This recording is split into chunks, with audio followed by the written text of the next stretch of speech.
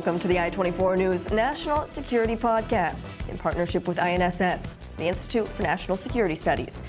I'm your host, Nicole Zedek. Each week, we're bringing you in-depth discussions with expert analysts on some of the most pressing national security challenges facing Israel today. So, let's get started.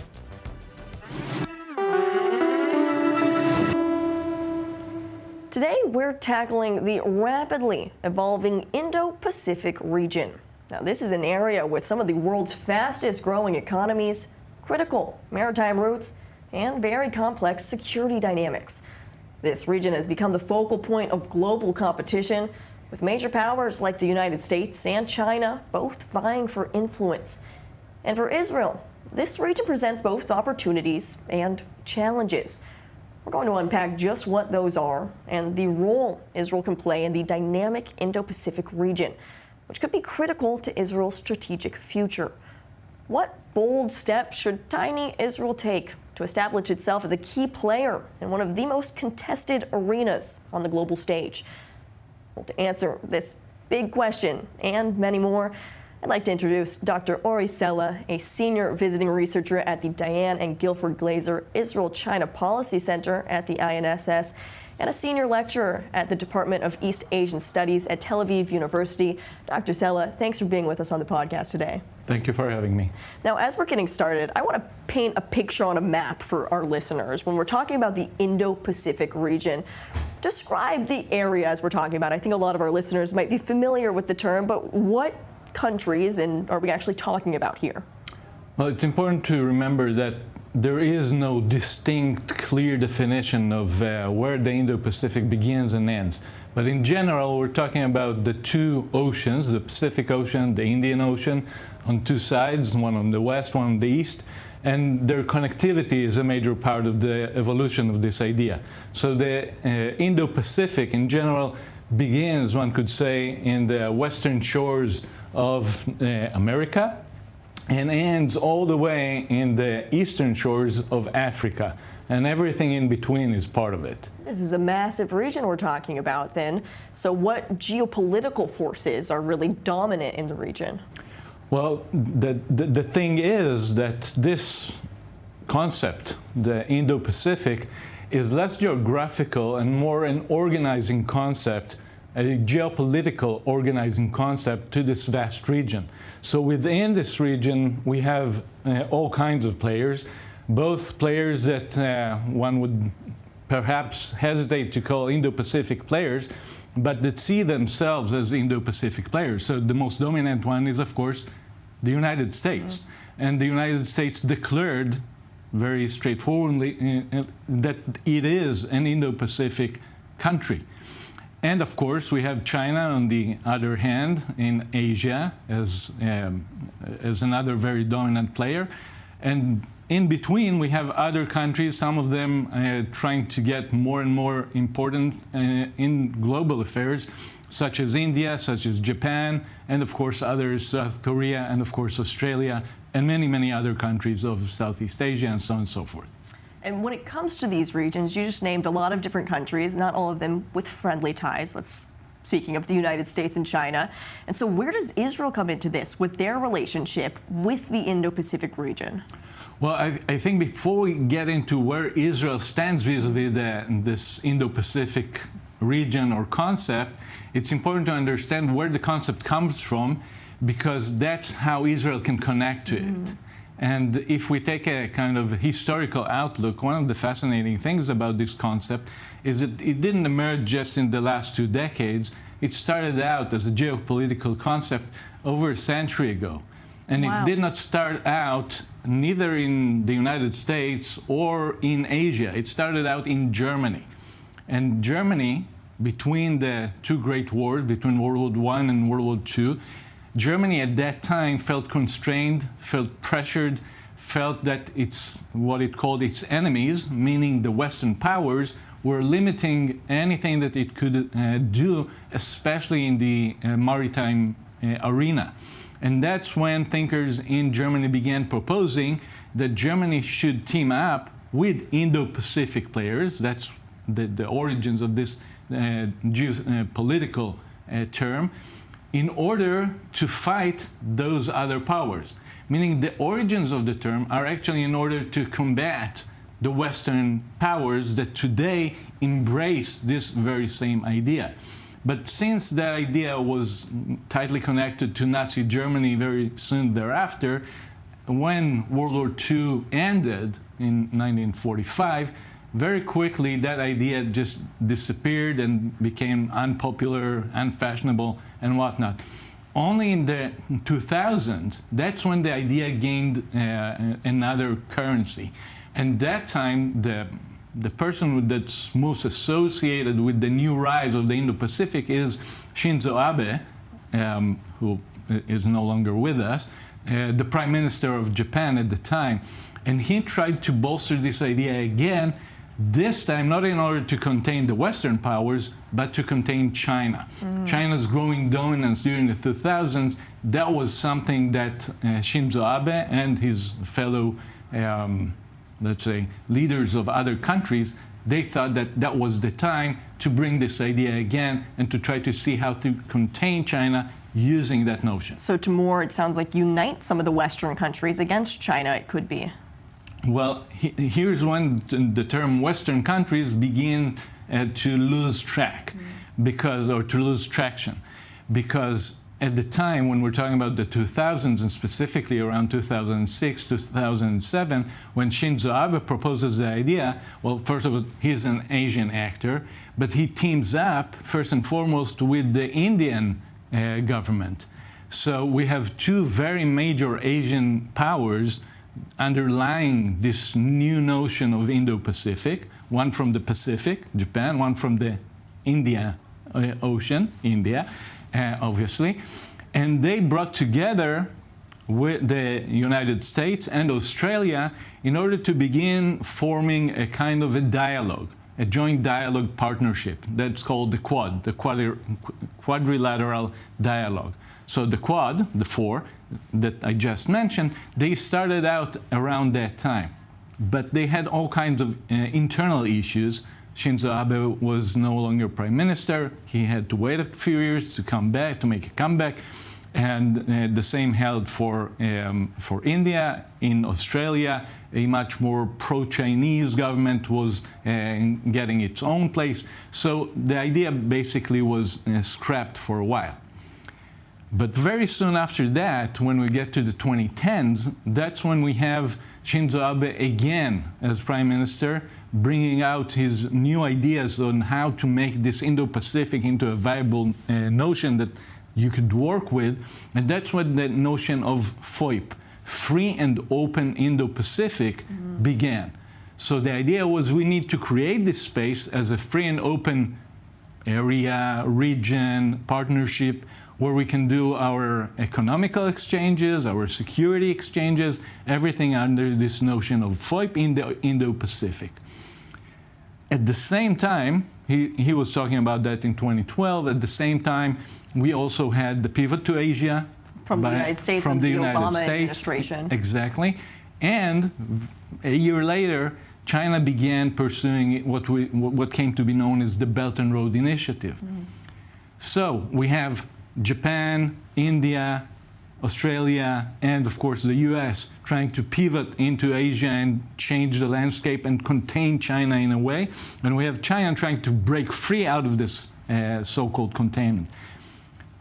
It took another few years, and under the Trump administration in 2017, we had a renewed Quad. Again, Japan, US, India, this time under Modi, Prime Minister Modi, and Australia, trying to rebuild this dialogue. And as we come, by the way, that's also the time when in 2018, the US Pacific Command was renamed the Indo-Pacific Command. So you see how... See all of these changes. Exactly. And when we get to the Biden administration, that's when the region becomes, and the concept becomes very, very potent. And I would say, that if we're trying to think of it more theoretically, and if you think about what happened after the Second World War with the notion of the Truman Doctrine and the hub and spokes idea that the United States has bilateral arrangements with different countries in East Asia, what we see, especially during the Biden administration, is a turn to what I term the hub and minilaterals format. Meaning, instead of just having the US connect bilaterally with another country and try to pursue it to go in whatever way, what we have now is minilateral, small alliances of 3, 4 countries, sometimes a bit more, sometimes a bit less, that the US is kind of pivoting into and making it all work together. And one of them is, of course, the Quad that I just mentioned that started earlier. Then we have other alliances such as the alliance between the United Kingdom, Australia, and the United States, AUKUS, which is much more security-oriented, and many other mini alliances, and also one bigger one. And so what's the one bigger one? The one bigger one is under construction, so to speak. That is the IPEF, the Indo-Pacific Economic Framework. The idea is to create a very large partnership of countries throughout the Indo-Pacific, starting with the US and ending all the way with India. And this larger economic framework is supposed to counter all kinds of other economic frameworks that China has been fostering since 2016, when Trump came to power, and very quickly he left one of Obama's top priorities, the TPP, the Trans-Pacific Partnership, which was supposed to be a kind of this kind of an economic partnership that leaves China out. Once Trump let go of that and said that the United States is not part of it, China took advantage of that and began creating its own economic partnership in the region. And under Biden, the IPEF is a sort of a revival of this TPP, again leaving China out and creating a wider alliance of like-minded countries. Not all of them are like-minded, but Certainly not all of them are like-minded. Now, Dr. Sela, you're talking a lot about the different economic opportunities and partnerships we see between many of these countries, but what about the different strategic and security partnerships that we can see, especially how Israel could play into those, because Israel is one of the leading defense tech hubs in the world. How could they play in and kind of benefit from some of these partnerships? So one of the interesting things about Israel vis-a-vis the Indo-Pacific is that often people don't really talk about that because it seems that Israel is out of the way. It's not there. Now, you could say the same about Europe. Europe is even further apart, but Europe has an Indo-Pacific strategy. Recently, we had a British Indo-Pacific policy. Even Scandinavian countries have their own Indo-Pacific strategies, and NATO has its own Indo-Pacific strategy. So, and NATO is obviously not exactly Pacific, it's Atlantic. So what I'm trying to say is that many of the countries beyond Israel have already understood the significance of the Indo-Pacific. But Israel has a unique advantage in, I would say, two ways. One is that Israel's location is highly strategic. And, you know, we learn about it in first grade already, about Israel's location between Asia, Africa, and Europe. Well, it's true. we study about it in school, and it's still true. And Israel's location is critical because when you look at the Indo-Pacific and you look at the interest from the European countries in the Indo-Pacific, the link that kind of connects the Indo-Pacific with Europe and even before that with the Mediterranean is Israel. Not just Israel, but Israel is a key player. Is this similar to what Prime Minister Benjamin Netanyahu, as far as economic opportunities, first proposed a little bit of a year and a half ago about this massive trade route that's going to start in India, go through the Middle East, go through Israel, and up through Europe as well, connecting all of these regions? The initiative that you're talking about, we call it the IMEC, India, Middle East, Europe Economic Corridor, IMEC. So this proposal, Biden first suggested that in March of 2023, so it's like nearly two years ago. Yeah, it looks like forever. And then in September 2023, just a couple of weeks before October 7th, Biden proposed it in a very large way in India, in a big meeting in India. And of course, Prime Minister Netanyahu is in favor of it. I can't think of anyone who would be not in favor of this initiative. One could claim that thinking about this initiative and what it meant to the countries not included in this corridor, Iran, that could spark some discontent there. But definitely the IMEC is one of those ways in which Israel can connect materially, geographically, in every possible way to this Indo-Pacific. But it's not just the economic corridor.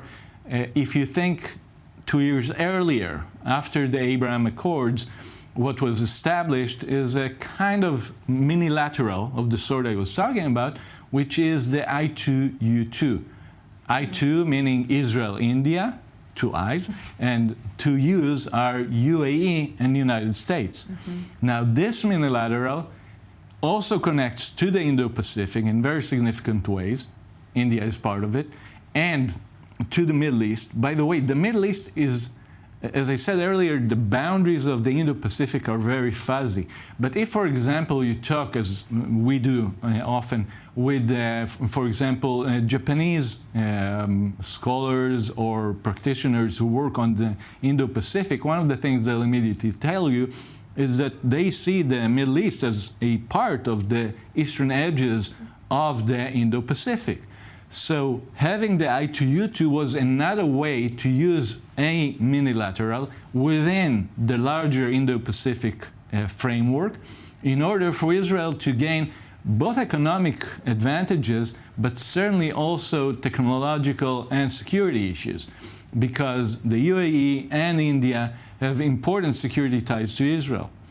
If you add to that the fact that over the past decade, the relationship between Israel and arguably two of the most important players within the Indo-Pacific, putting aside for a second the US, namely Japan and India. The relationship between Israel and Japan and Israel and India have grown gradually but very significantly better over the past decade. So having this kind of a relationship with India, security issues is certainly part of the it's certainly on the table and a significant part of what Israel does with India, but gradually also with Japan, especially since Japan over the past few years began to realize, and some of it has to do with Indo-Pacific issues, and of course with the China looming overhead, Japan began to realize that it needed to change its own strategy, not just about the Indo-Pacific, but also regarding its own defense strategy. And then Japan, over the past 2 years, less so during the war. Well, I'm curious how the war has impacted those growing relationships, Right. you said, over the past several years, but what about over the past year, those budding relationships? How have they been impacted between Israel and some of these Indo-Pacific regions? One of the, I would say, one of the problems that the war quite naturally created for Israel ties with India and even more so with Japan is that some of these ties had to go kind of under the radar, and some of these ties had to be limited. We've seen all kinds of influence campaigns trying to get companies, high-tech companies in Japan, for example, to cut their ties with Israeli high-tech companies, especially ones that deal with security. Still, the potential is there, and the understanding in Japan that there's a lot that they can benefit from such an, let's call it an alliance with Israel. Potentially one could also think of a Japan-India-Israel alliance in these subjects. Japan understands very well. And actually, in that sense, the war has demonstrated, unfortunately for us, but it demonstrated the capabilities of Israel in terms of defense, exactly. So all these kind of demonstrated weapon systems, and especially in the defense area, are things that Japan, India, as many other countries we know of, various deals made with European counterparts about the aero system and so on and so forth. So there are plenty of things in which Japan and India can benefit from increasing their ties with Israel, but due to the war, they had to tone it down, put it under the radar, and wait a little bit. So what happens next then for Israel when it comes to these relationships with the Indo-Pacific countries? Because you talked about these budding relationships. How can Israel best move forward? Is there even a strategy that Israel is thinking of right now, or is this really put on the back burner compared to the other problems Israel faces? To the best of my understanding, there is no Israeli Indo-Pacific strategy, and it's not surprising. Israel doesn't have strategies on many things, so that's one of them. But I do think that Israel could benefit from fostering a strategy of sorts vis-a-vis the Indo-Pacific, because right now Israel gives less attention to these countries such as India and Japan than it should.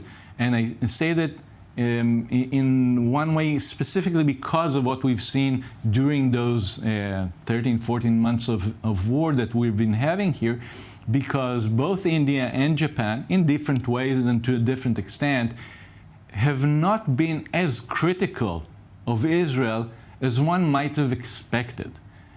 If we were thinking about what happened over a decade ago when Israel clashed with enemies nearby or further apart, both India and Japan would have been more critical of Israel. The strengthening of the ties between Israel and India, Israel and Japan, meant that Japan and India were much more moderate. In fact, sometimes more moderate than our immediate counterparts in Europe.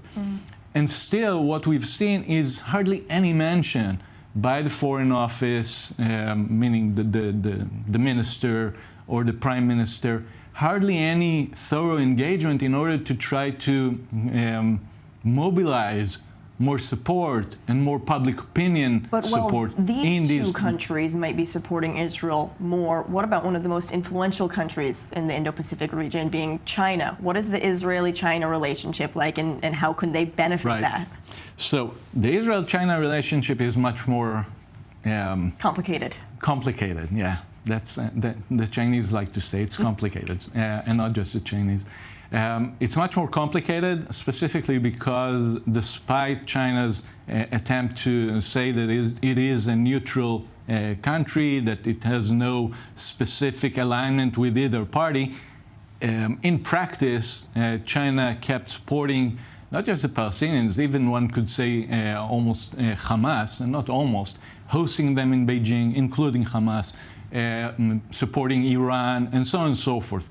And even over the past couple of days, we've seen all kinds of statements coming from the president of China, Xi Jinping, reiterating China's understanding that a ceasefire must be reached. That in itself is not, of course, an anti-Israel stance, but also suggesting that China is all in for the Palestinian right of return, which is a very big deal, and that China is all in for the Palestinian unity. Palestinian unity includes Hamas, of course. These things for Israel are highly problematic, especially the right of return. Of course, that's an immediate threat in the way that Israel sees that. So the relationship with China are much more loaded, I would say, in these issues.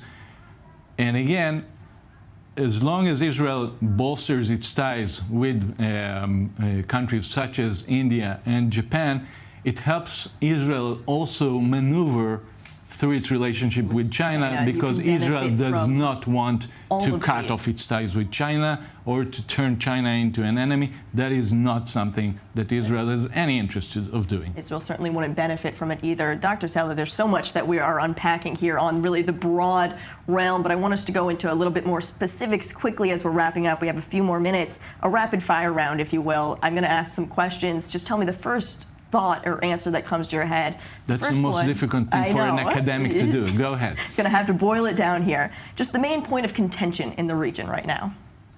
In the Indo-Pacific? In the Indo-Pacific region. The China-U.S. rivalry. And how could Israel position itself as a big player, perhaps, in the Indo-Pacific region? first have its own strategy and then try to leverage its own worth in terms of high-tech industry, in terms also of agriculture, in terms of all kinds of defense technology. I think these things can bolster Israel's stance in the Indo-Pacific. All of the benefits that Israel certainly has to offer to some of these countries. And of course, its location. Location. Well, so then that's one of my final questions. Does Israel prioritize these alliances enough? I don't think so, and I think it should. Your main recommendation, Dr. Sela, as we're wrapping up for Israel to really prioritize here, just if you could give it in a few seconds. First of all, prioritize its relations with India, Japan, South Korea. These are main, I would say, allies that we need to consider seriously as allies and put the time and effort in order to make them understand that we regard them as such. When Israel keeps saying we are part of Western civilization, and you hear that all over the news, certainly in English, trying to convince the West, what happens in India, in Japan, and South Korea, where over half of the world population lives, and with a greater GDP than all of those rest of the Western countries. Certainly a battle that Israel needs to possibly prioritize more, it sounds like. We're not playing. No, it doesn't seem like it. Dr. Ori Sela, a lot to unpack and a lot to think about, so I appreciate you taking the time to be with us on the National Security Podcast today and talking about the ever-evolving Indo-Pacific region. Really, thanks for your insight. Thank you. And that is all we have for you on this latest episode of the National Security Podcast. I'm Nicole Zedek, and thank you so much for listening.